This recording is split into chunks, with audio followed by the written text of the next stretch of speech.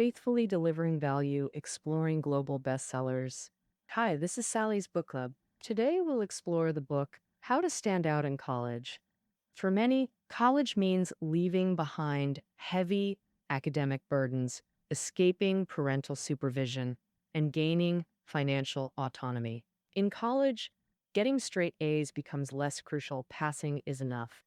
You can stay out partying till midnight without parental scolding. Choose between instant noodles or fancy meals, books or gaming gear, but all good times must end, even wild college years. If you squander these 4 precious years, post-graduation regrets may haunt you. Why couldn't I have studied more and partied less back then? Some might protest. If college means constant studying without enjoying life, what's the point? But notice those exceptional students, academic achievers who game like pros with wide social circles and multiple talents. While you struggle choosing between study and play, they balance everything effortlessly. How do they do it? What can we learn from them? The answers lie in this unique college success guide by Cal Newport, computer science professor at Georgetown University. Graduated top of his class from Dartmouth in 2004. Later earned PhD from MIT. From 2005 to 2010, published 3 student guides: How to Win at College, How to Become a Straight A Student, and How to Get into Elite Universities.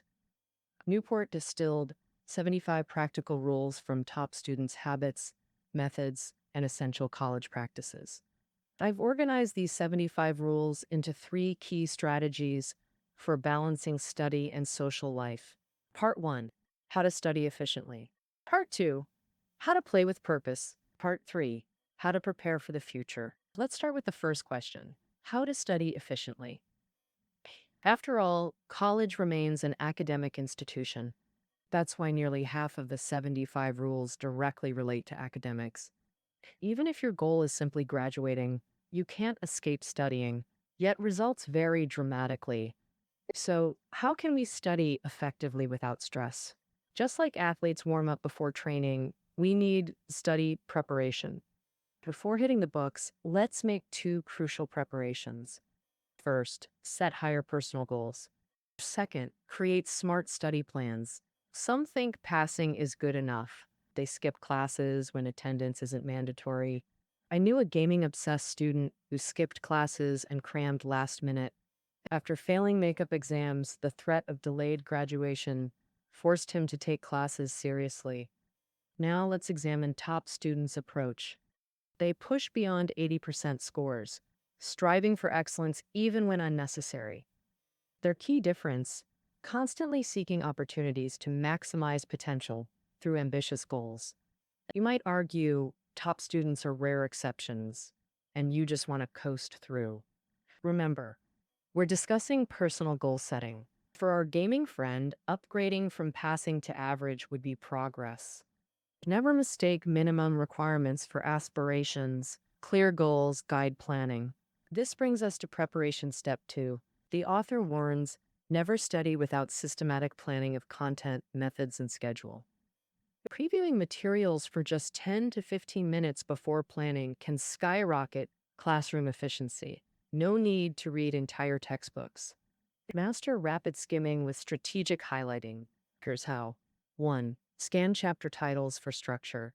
2. Focus on introductions, headings, bold text. 3. Mark key points and questions. How to identify core concepts. Classroom focus becomes your calibration tool. When your highlights mismatch lecture priorities, that's growth opportunity. With practice, you'll balance preview efficiency effortlessly. Post-preview planning becomes targeted and precise. Use a progress journal. Single-line daily reality checks between plans and achievements. Nobody wants daily tasks, unfinished entries. Powerful accountability builder. This habit cultivates time management mastery through gradual responsibility.